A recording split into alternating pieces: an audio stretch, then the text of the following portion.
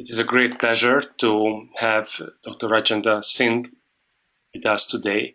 He's a very good friend to me and also a colleague that whom we are working with for a couple of years now on digital pathology.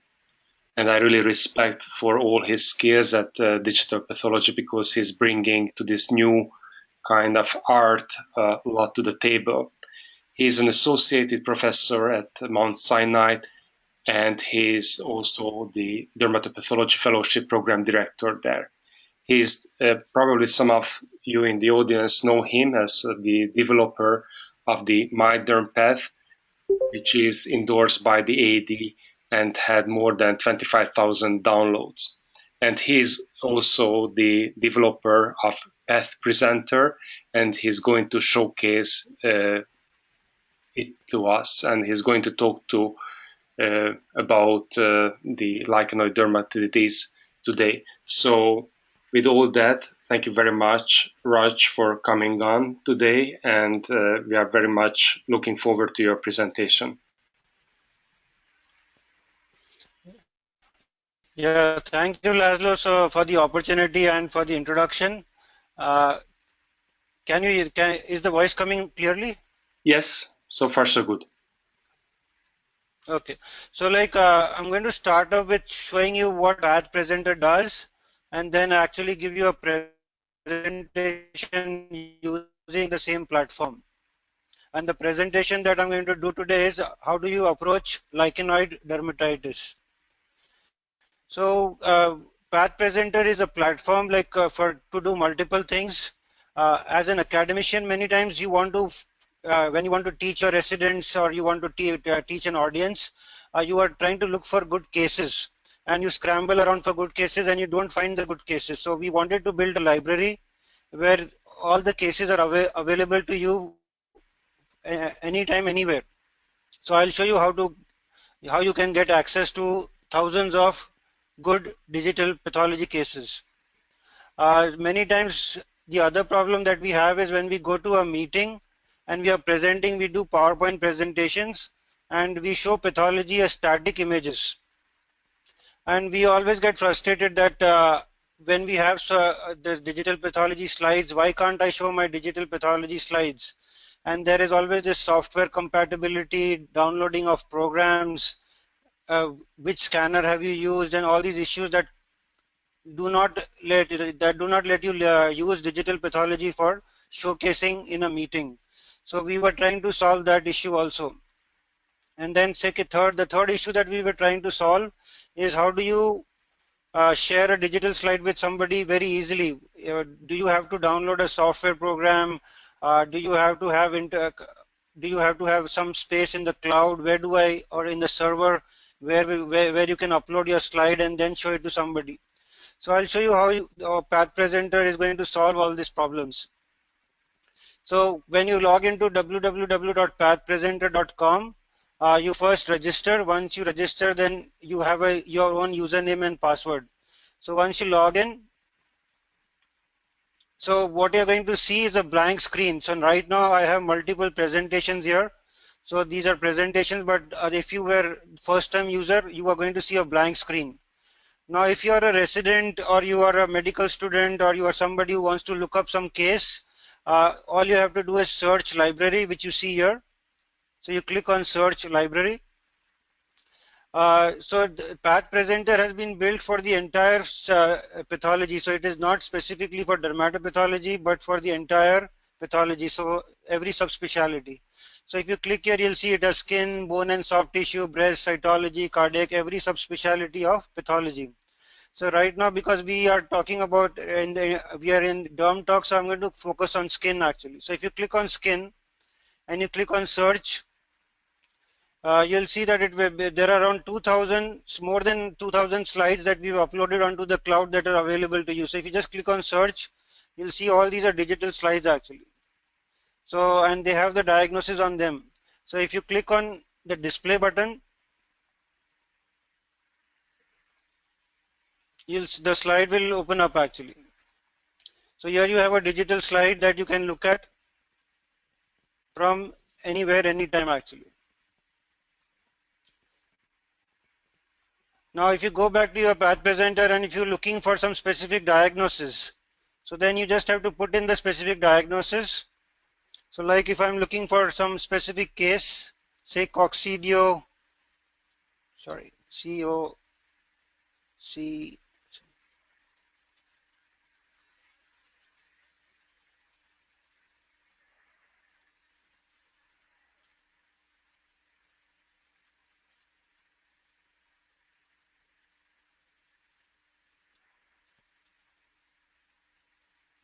so I'm looking for coccidiomycosis. So if I click on coccidiomycosis, search, it will actually find the slide for you, and then you can actually see the slide. So if you are looking for a specific diagnosis, you can just put in the diagnosis and you'll be able to see the slide actually. So either you can go organ system or you can go slide system actually. So here you can see a nice case of coccidiomycosis. So that is the functionality of the search library, and there are right now around total 6,500 digital slides for the entire pathology, out of which around 2,000 are for dermatopathology. So now if you want to teach the residents, say tomorrow you want to teach them paniculitis.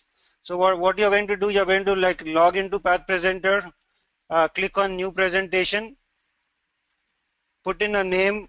So I'm going to teach the residents paniculitis. So I say paniculitis, and then I create a new folder. So once I create a new folder, then you'll see a blank screen which says to add digital slides, either import from the PathPresenter library, or if you can even upload your own digital slides, and then we can also add a PowerPoint, which I will demo. So because we wanted to teach paniculitis, we're going to say import from library, and then we start putting in paniculitis. So you'll see all these cases of paniculitis. So pancreatic paniculitis, search, it will open up multiple cases of pancreatic paniculitis. So you can look at them, and then when you like the case, you just add it to your presentation, and then slide one, give it a name, and then you save the present slide. Then you go back to your paniculitis, and then you pick another slide, lupus paniculitis, search. So then you can look at the slides. If you like them, then you add it to the presentation. Slide 2. So like this way you can add like up to 10, 15, 20 slides, whatever slides you want to add into your presentation. And once you have added your slides, then you're done basically. And then you just close the program, and then next day when you come into the department, you just come log in. Once you log in, you're going to see again the same page, and because we created that folder paniculitis, you'll see the folder paniculitis here. You click on paniculitis, and it will have the slides that you picked. So if there were 10 cases that you picked, you will have the 10 cases here actually. And then you say launch presentation. So yeah, the slides are here. So these are buttons for annotation, which I will show you what to do with these, and these are for annotation. So this is the full screen button here. You click on the full screen and you have your slides out. So and then you can start teaching your residents from anytime, anywhere. So all the cases are available to you, and this is a free library. You don't have to like subscribe. There's no subscription or anything actually. And then when you want to move, so once you have done with this case, you want to move to the next case, you are going to either use this button to move to the next case, or the left and the right key on your keyboard. So on the keyboard there is the up and down key, and the left and the right key. So when you click on the right key again, it will move on to the next slide actually. So here is the next slide. This is the rotation bar. You can rotate the slide, and then zoom in, zoom out, and you can start teaching this, the residents all these cases actually. If you click the escape bar, if you hit on the escape button, it will move out of full screen, and then you can go back to dashboard, and you can add more cases or anything. Now this is for teaching the residents just without any PowerPoints or anything. If you don't like a slide in the library and you want to upload your own digital slide, all you do is upload digital slide, and then you choose your file from your computer. Then you put in the diagnosis name, the file name, and then you upload the file basically, and it will take around 2 minutes to get into your folder. there is a default option of, like, the default option is the slide will remain privately in your folder. So if you are uploading a slide to PathPresenter, it doesn't become the property of PathPresenter. It remains in your folder actually. The only limitation is if you are uploading to your own folder, the amount of space that is available to you is 20 gigabytes. You cannot upload more than 20 gigabytes. But if you upload to the library and you make it available to everybody, then there is no limitation. You can upload 1,000 slides, they will automatically go into the library and there is no limitation. We had to do this because otherwise people are going to use this as a storage for their own cases actually. If you upload a slide to the library and somebody else uses that slide, whenever they look at the slide, it will say like provided by. So if Laszlo uploads a slide to the library, uploads a slide and he clicks on this button, upload to the library, the next time I come in and I look at that slide, it will say provided by Dr. Laszlo Karai. So the acknowledgement is there that the slide was provided by so and so person, and it is now being made available to you because that person provided that slide actually. But that you have to actually click to make it available to the library. Otherwise, the slide just remains in your folder. Nobody will be able to see that slide.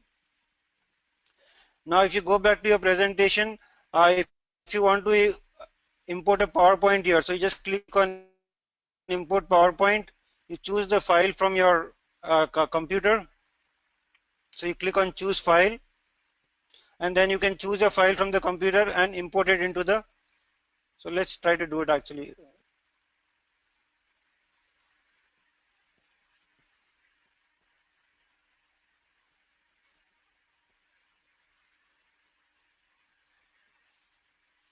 So this is one PowerPoint open, and sorry.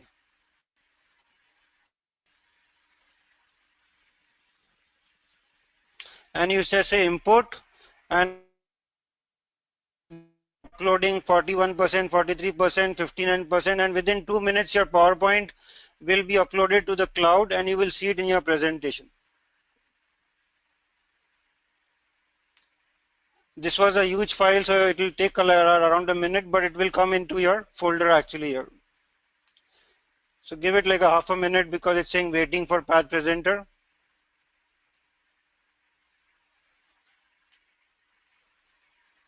So once you have it, what it is going to do, it is converting your PowerPoint slides into JPEG images and then uploading them into your folder actually. And the slides are going to come up here with the digital slides that you have imported from the library, or you have uploaded your own digital slides. So everything will be visible in this presentation actually. So here the slides are. So it takes around a minute for the presentation to come. This was a huge presentation actually. Now once you have your PowerPoint and you have your digital slides, you can then just drag and drop to rearrange what you want, wherever you want to bring the slide actually. So you just drag and drop, and you can then put your slides in order in the way you would want to present them actually. Now for this slide, if you want to like annotate the slide before your presentation, so what you can click on this button that says click to view. So you'll see the slide here, and suppose I want to show some area in the presentation, like I want to highlight this infiltrate. So yeah, you see this add annotation here. You click on add annotation. You can add the annotation here and then say infiltrate. You save the annotation and the annotation will save actually, and then you go back here. You want to show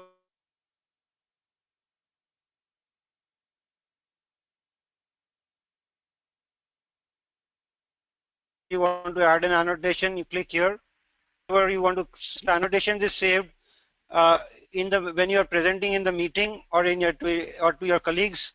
The annotations are saved here. So when you're presenting, you launch presentation, and when you come to the slide, made your annotations.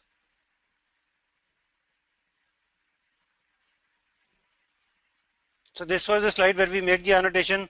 You can actually use the up and down key on your mouse to go to the annotation. So if you click on the down key, it will actually go to the first annotation, and you click the other key, it will go to the other annotation.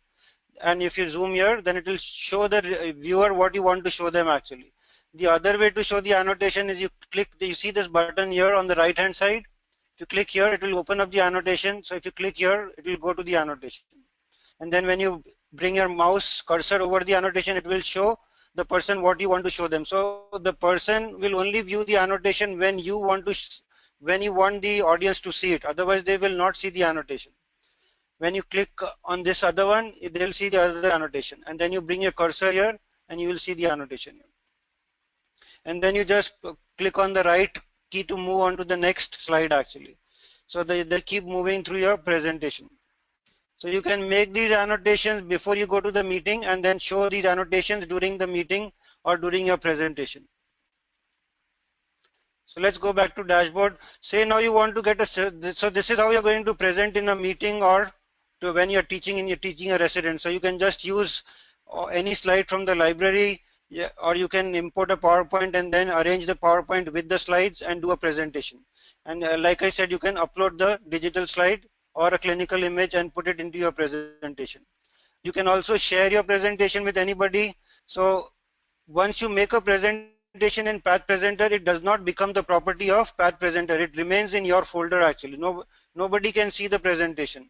If you want somebody else to see the presentation, then you have to click on share presentation and then put in the email address, and then the person is going to see the presentation. Otherwise, nobody else will be able to see the presentation.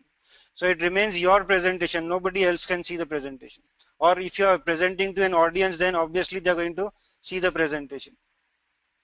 Now for the, if you want to like get a second opinion, so what you're going to do is, you're going to upload the digital slide, whatever slide for which you need a second opinion. Once the slide comes into your folder, you click on this button here that says click to slide, share slide. You click on that, you put in the email address. So I'm just going to put my own email address here and then just say enter actually. And within a minute, so this slide is now, I'm going to get an email that so and so person wants to share a slide with you, and then you can look at the slide. So I send the email here. I then go to my email. It takes around a minute for it to come into your email actually.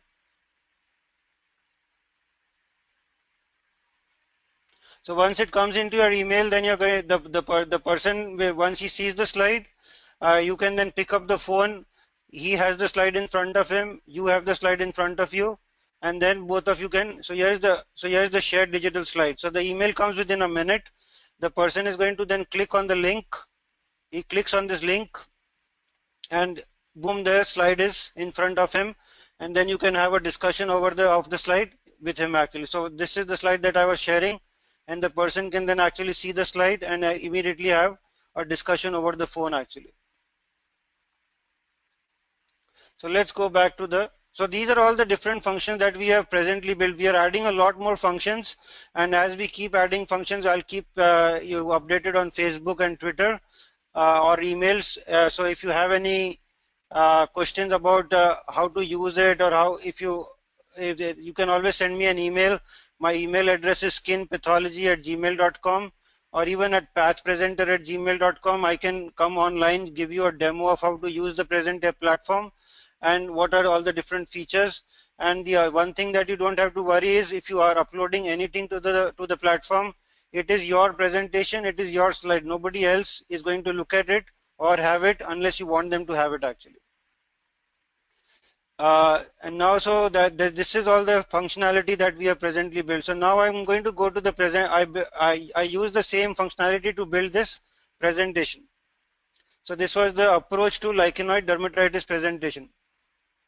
So once I click on the presentation, it's going to come up here, and you can see it's a big presentation with all the digital slides intermingled with it. And then I just launch presentation. So once I see the presentation, I click on full screen, and then I can start my presentation. So let's start the presentation now. So that is all about pathpresenter.com actually. So today's topic is approach to lichenoid dermatitis. Even in my app, if you look at the app, my dermpath, my approach to dermatopathology has always been very, very algorithmic. I always try to go in an algorithmic fashion. So if you start thinking in an algorithmic fashion, dermatopathology becomes much easier to understand and follow. So even in this one, we are going to follow an algorithm. So when you're talking about lichenoid dermatitis, the main action is happening at the dermal epidermal junction. So it is the key zone of the pathological changes for a lichenoid dermatitis or the vacuolar interface changes. So what happens in the at the dermal epidermal junction? There is damage to the basal keratinocytes, and that is the reason you see all the histological features that we see in lichenoid dermatitis or vacuolar interface dermatitis. So what do you see? You're going to see some intercellular edema. You'll see blebbing and separation of the basal keratinocytes from the lamina densa. You'll see a lichenoid infiltrate because the lymphocytes are attacking the dermal epidermal junction and they're attacking the keratinocytes. You're going to see some keratinocytes that go into apoptosis, and those are known as necrotic keratinocytes. And obviously, because it's damage to the basement membrane, we are going to see some basement membrane alterations. So I'm just using the the keyboard to move through the presentation. All these findings are histologically summed up as interface dermatitis. So the big picture is known as interface dermatitis. And when you're reading about interface dermatitis, the histological classification divides them into two categories. One is lichenoid dermatitis and the other is vacuolar dermatitis. Lichenoid dermatitis, which we are going to discuss today, is when you see this dense lymphocytic infiltrate hugging the dermal epidermal junction. The word hugging is very important because many times a superficial perivascular lymphocytic infiltrate also looks like a lichenoid infiltrate, but that is different from lichenoid. So in the lichenoid, the dermal epidermal junction is almost obscured by the inflammation. And in the vacuolar also you are going to see some lymphocytic infiltrate, but the main characteristic feature is the vacuolar alteration at the dermal epidermal junction. We'll talk about vacuolar dermatitis in another lecture. Today we are going to focus on lichenoid dermatitis.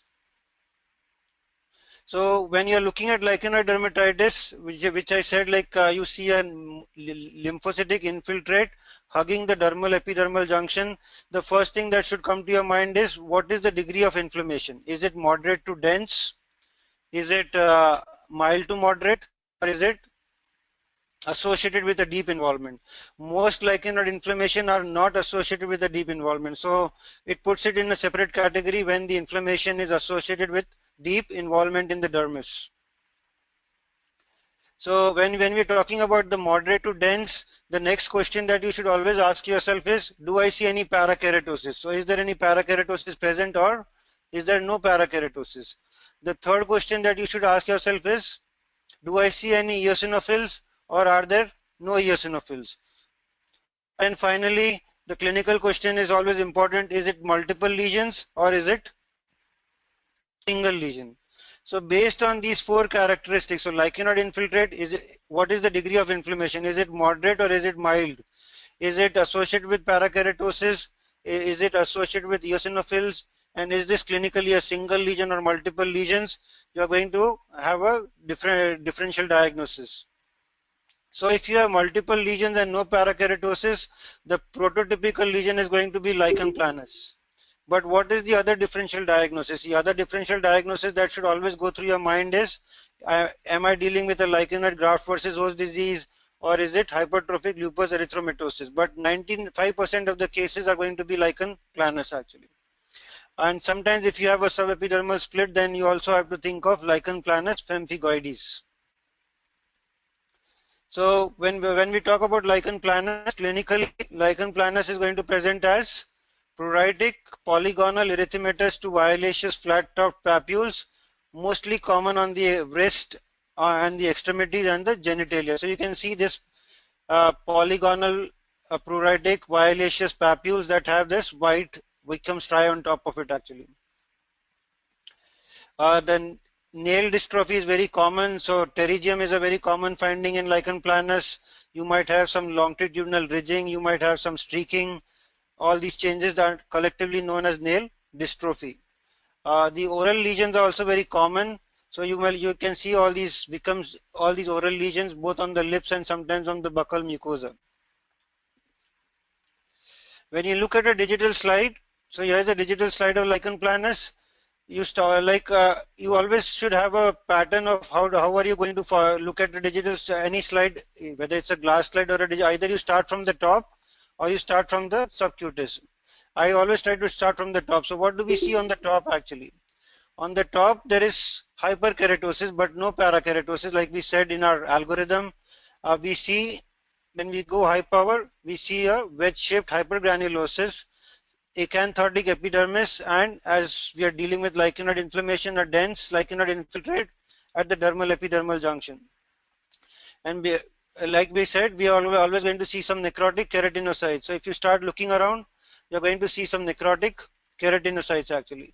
And some books call them colloid bodies, some books call them Sivate bodies. They all mean the same thing. Colloid bodies, necrotic keratinocytes, Sivate bodies, they all mean the same thing actually. So if you see all these features, then you're going to think of lichen planus. So hyperkeratosis, no parakeratosis, wedge-shaped hypergranulosis, dense lichenoid infiltrate at the dermal epidermal junction associated with Sivate bodies, and no eosinophils. If you see all these features and if the lesions are multiple, then you are going to say this. You are going to sign out the report as lichenoid dermatitis, comma, compatible with lichen planus. What would we see in hypertrophic? So like in lichen planus, that was the prototypical lesion, but there are multiple different variants of lichen planus. But the most important one that you need to know about is hypertrophic lichen planus. There is atrophic lichen planus, but that is not very common. But hypertrophic lichen planus is important to know because your when we come to histology, I'll show you what is the main differential diagnosis. But clinically, how do lichen planus hypertrophic LP presents? It is usually the shin, so it is near just below the knee. It is the shin of African American patients. That is the most common location. So hyperpigmented to violaceous plaques common on the lower extremities of African Americans, and they tend to be large lesions actually. So histologically, when you look at the slide, why is it important? Because your main differential diagnosis is squamous cell carcinoma. So what the mind doesn't know, the eyes will not see actually. So you have to always think of hypertrophic lichen planus when you see a lesion that looks like squamous cell carcinoma, well differentiated on the lower extremities. So you always have to think of lichen planus. So if you think about it, then you will try to find the features and then you'll say, oh, this is not squamous cell carcinoma, this is more likely hypertrophic lichen planus. So like we said, the same features, hyperkeratosis on the top, wedge-shaped hypergranulosis, a dense lichenoid infiltrate, and then Sivate bodies, colloid bodies, or apoptotic keratinocytes at the dermal epidermal junction. And as the name suggests, hypertrophic lichen planus, so the epidermis is going to be very hypertrophic actually. So it is very hypertrophic epidermis, but with all the other features that we discussed in lichen planus. So important to remember because many times these are misdiagnosed as squamous cell carcinomas actually. Moving on to the next slide, this is important to know for the board. So what is the immunofluorescence pattern that you would see in lichen planus? You are going to see colloid bodies that are highlighted by IgM and C3. So IgM and C3 highlight colloid bodies at the dermal epidermal junction. And the good thing about PathPresenter is even if you're uploading a static image, you can actually zoom into the static image and show it at a high power actually. So not only a digital slide, but also a static image, you can zoom in and show it at a high power. Moving on to the next differential diagnosis is hypertrophic lupus erythematosus. So hypertrophic lupus erythematosus presents with verrucous hyperkeratotic plaques predominantly on the face and the scalp, sometimes involving the lips and the limbs, but more common on the face and the scalp. But very rarely it is on the extremities. Histologically, like I said, it is one of the main differential diagnoses of lichen planus. So again, you see the same features. You see the lichenoid infiltrate at the dermal epidermal junction. So you are in the lichenoid chapter, but then you realize that this one has inflammation that is going deeper down into the dermis. So you have inflammation that is around the hair follicles and some around the vessels actually. But if you on the top, it actually still looks like lichen planus.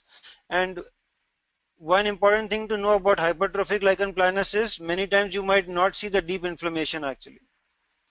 So the clinical presentation is going to be very important, and then if you start seeing some inflammation around the follicles, you have to think of, am I dealing with a connective tissue disease? And then the serology is going to help you out because the ANA is going to be positive, and if you do the immunofluorescence, you're going to see a full house. So you're going to see the IgG, IgM, and all the different antibodies at the dermal epidermal junction. If you're moving on to the next differential diagnosis, lichenoid graft versus host disease. So as you know, graft versus host disease is divided into two categories. One is the acute variant and the other is the chronic variant.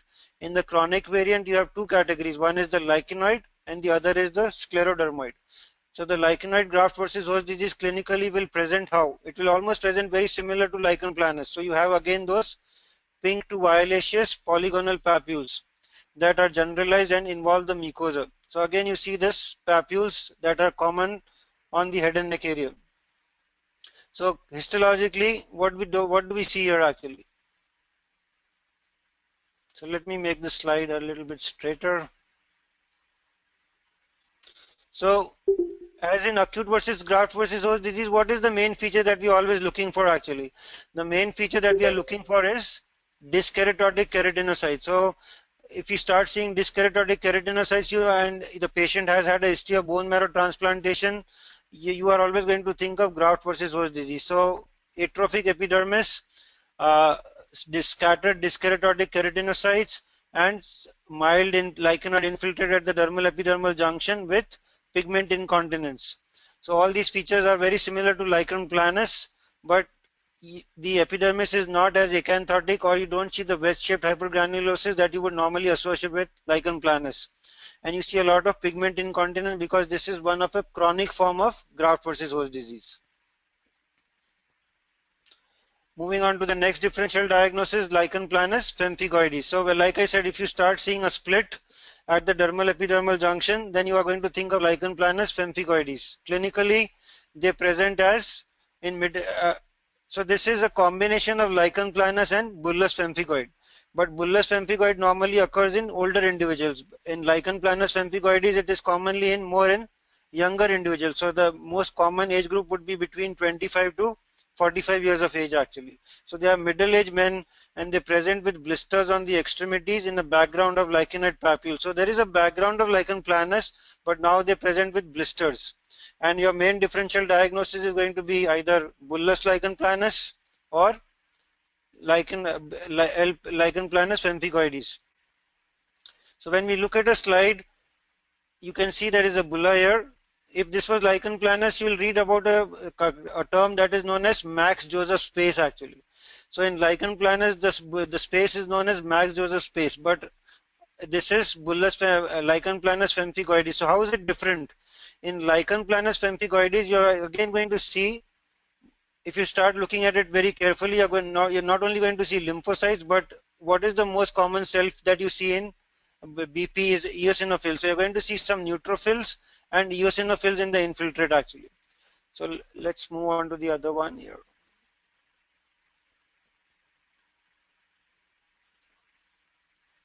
So if you start looking here carefully, you're going to see some eosinophils in the infiltrate actually. Maybe not present in this section, but that is the feature that you want to look for. Do I see neutrophils? Do I see eosinophils? And if you see those, then you're going to think that this is maybe not bullous lichen planus, but lichen planus pemphigoides actually.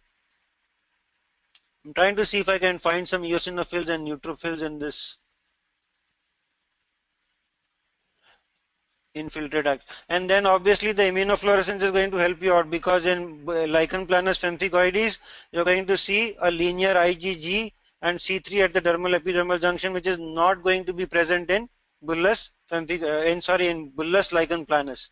So presence of neutrophils and eosinophils, and secondly the immunofluorescence pattern are the features that will help you differentiate bullous lichen planus from lichen planus pemphigoides.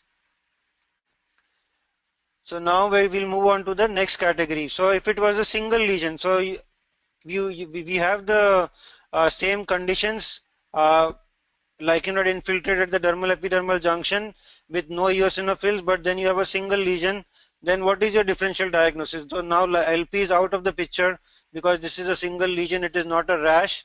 So it is more, so what the differential diagnosis to consider would be lichen planus like keratosis, which is also known as benign lichenoid keratosis or a lichenoid actinic keratosis, and something that you should never forget is a regressing lentigo malignum.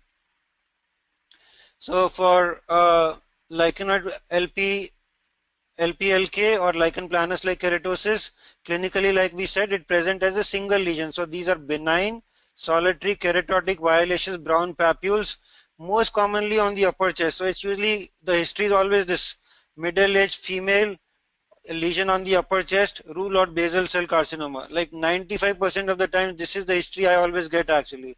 And then when you look at the biopsy, what do we see actually? You see something that looks like lichen planus. So again the same thing, this one may have parakeratosis or may not have parakeratosis, but usually it looks like lichen planus. So hyperkeratosis on the top, wedge-shaped hypergranulosis, a lichenoid infiltrate at the dermal epidermal junction, and then civate bodies or colloid bodies at the dermal epidermal. So the same features that we described in lichen planus, but now the history is that of a single lesion, so you don't call it lichen planus. Again, how do you sign it out?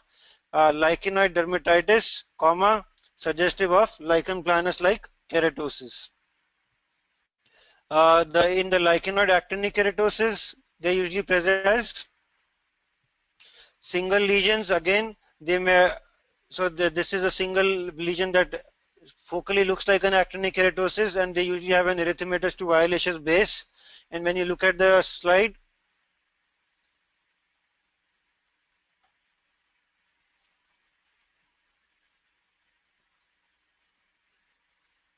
so again you see the lichenoid infiltrate, but now what do we see at the basal layer? You can see the atypia, the basal layer. So you see the basal layer atypia.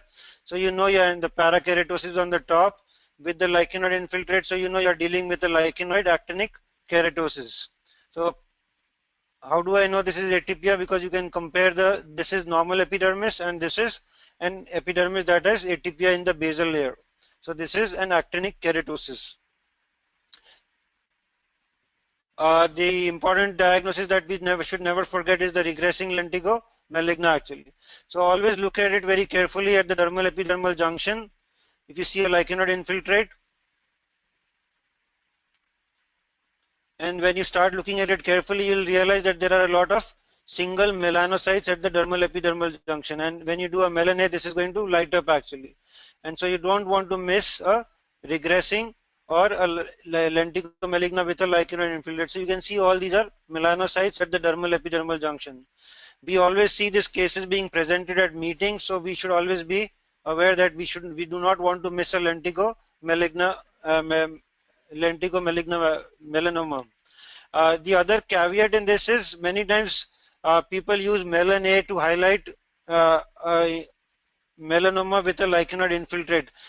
You have to remember that melan A can sometimes stain keratinocytes, especially when there is a dense lichenoid infiltrate. So if there is a dense lichenoid infiltrate, besides melan A, always use some other stain like MITF, which is a nuclear stain, to highlight the melanocytes at the dermal epidermal junction. Don't just depend on the melan A to make the diagnosis of a melanoma when you have a dense lichenoid infiltrate, because you can make a misdiagnosis. If the melan A might highlight some keratinocytes and you might call it a melanoma when it is not a melanoma. So if you see a lichenoid infiltrate where you're suspecting a melanoma, always use MITF along with the melan A to highlight that melanocytes at the dermal epidermal junction, because melan A can sometimes highlight pigmented keratinocytes, which can then lead to a misdiagnosis of a melanoma with a lichenoid infiltrate. Where we'll move on to, so now we were in the lesions that were lichenoid infiltrate, but they had no eosinophils. Now if you have eosinophils within the infiltrate, if it is a single lesion, you're still going to think of lichen planus like keratosis. But if you have a lichenoid infiltrate and there are multiple lesions, what is your differential diagnosis? So you're either thinking of a lichenoid drug eruption or you're thinking of lichenoid graft versus host disease. So in a lichenoid graft versus, in a lichenoid drug eruption, clinically they will present like lichen planus, but the lesions, they tend to be larger.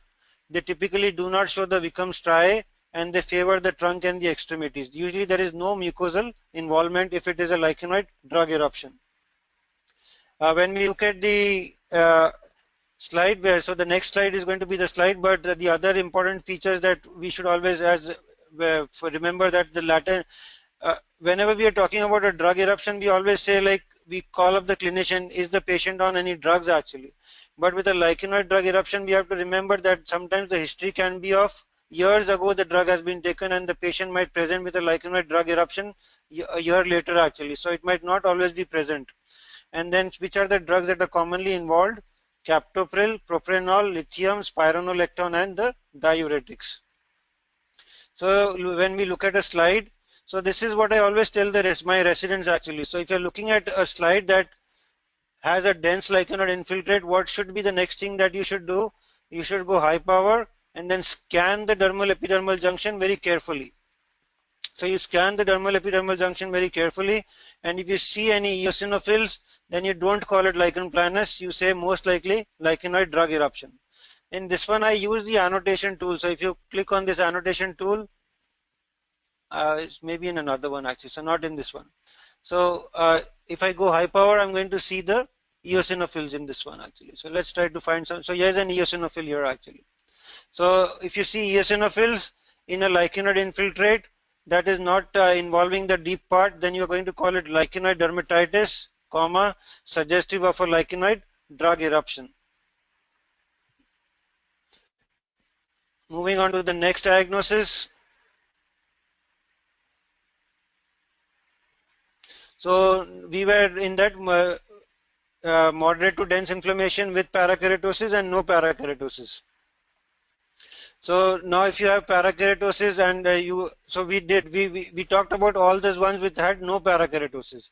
Now if you have parakeratosis, you have the eosinophils. We already talked about the lichenoid drug eruption or the lichenoid graft versus host disease. But if you don't see eosinophils, what is the other cell type that you might see? You might see some admixed plasma cells. So if you see admixed plasma cells, what is your main differential diagnosis? You're going to think of secondary syphilis, and the other one that shows lichenoid infiltrate with with plasma cells is Zuhn's balanitis. So what would you see in secondary syphilis? Mixed vacuolar and lichenoid infiltrate, elongated rete ridges. So sometimes you might hear people calling them sexy rete ridges. So if you see rete ridges that have this elongated look, then you think of syphilis. And then you look at the vessels and you're going to see the endothelial swelling in around the vessels. So syphilis normally will present with symmetrical, non-pruritic, copper-colored discrete macules and papules that involve the palms and the soles. Here's another clinical image of syphilis actually. So you see the same lesions on the palms and the soles. And when you look at a slide, like I said, so it's still a lichenoid infiltrate, but now what is the cell type? If you go high power, you don't see any eosinophils. You might see eosinophils, but the predominant cell type is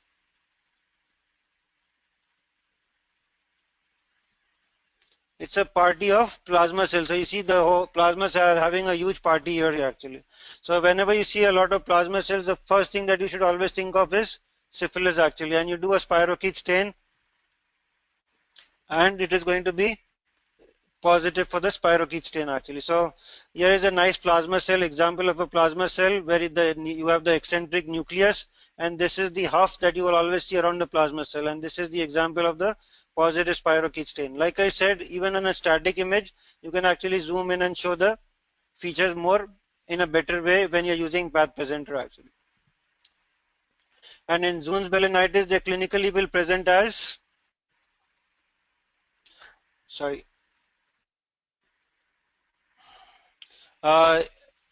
they present as this red glistening patch usually seen in uncircumscribed elderly men. Histologically, like I said, it is a lichenoid infiltrate with a lot of plasma cells at the dermal epidermal junction. So you'll see this atrophic epidermis, but when you look at the infiltrate that is hugging the dermal epidermal junction, it is a ton of plasma cells. You see a lot of plasma cells here actually.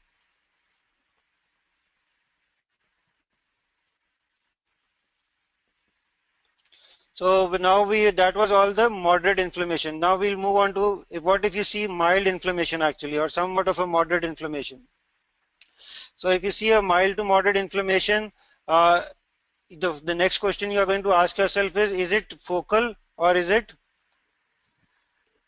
uh, more generalized actually? So if it is a focal inflammation, the two things that you're going to think of is lichen nidus or porokeratosis. So what do I mean by focal inflammation? So for when we look at a lesion of lichen nidus, clinically they present as this pinhead sized flat top papules, mostly in young children. Here is another example of the of lichen nidus clinically.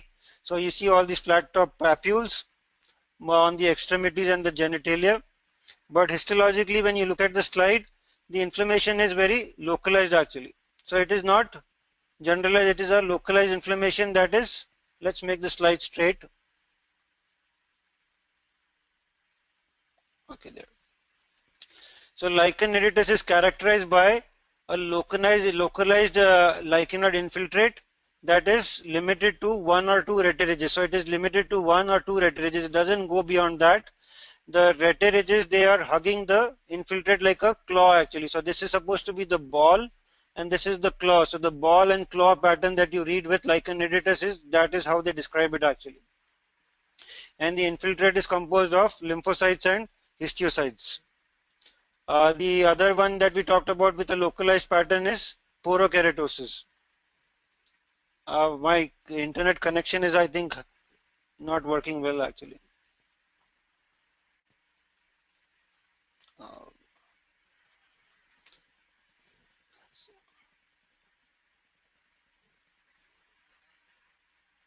Sorry, just give me a second. I think my internet connection is giving me problems actually.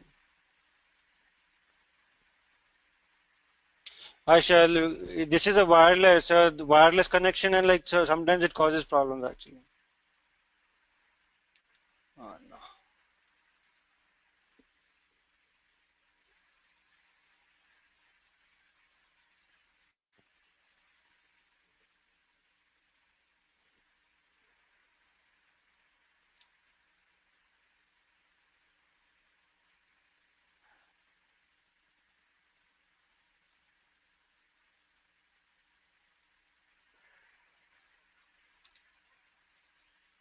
I might have to start my computer again because my computer is giving like it is like flashing some lights. So just give me a second actually.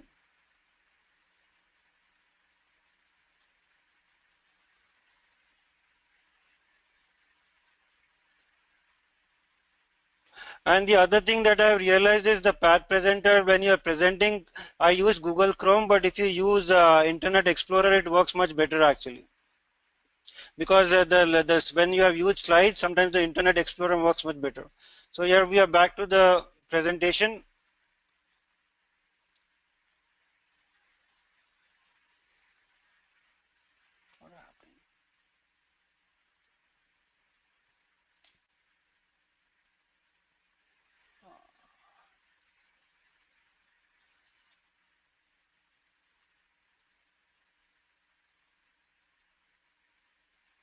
So this is what happens when you use Google Chrome, it runs out of memory actually. So like if you're using PathPresenter, try to use Internet Explorer because that is a much better option actually. Just give me a minute, I'll log in back and then we can start with the presentation.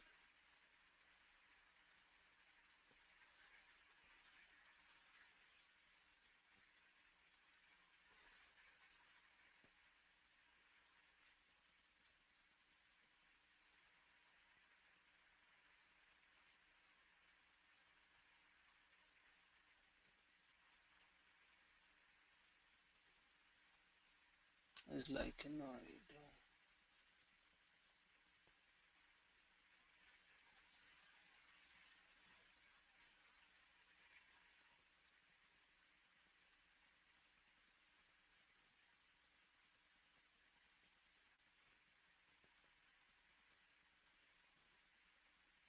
Okay, it's uploaded again.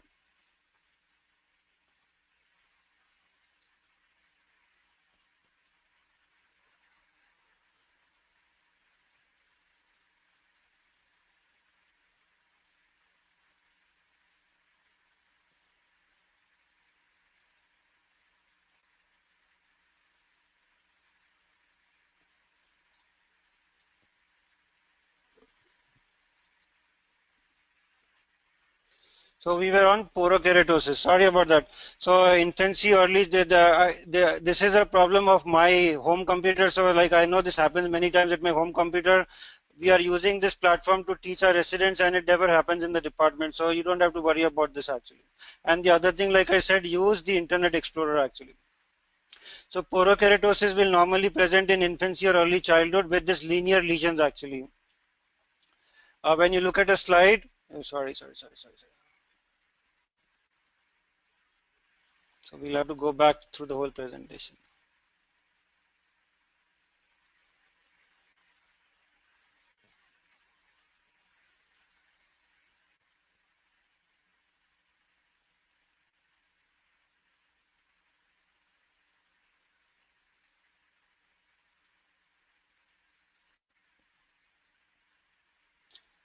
If you have any questions, please let me know. Right, I can tell it like we come to our slide. Then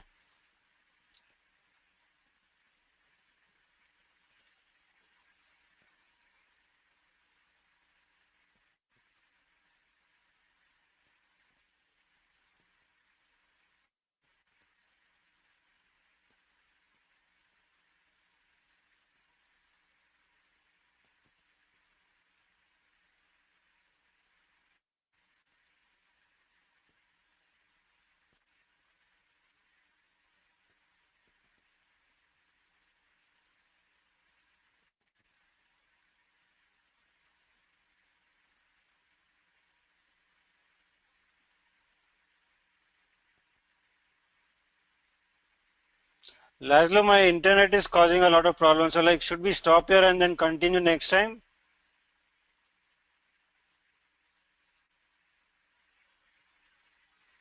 All right, Laszlo, can you hear me?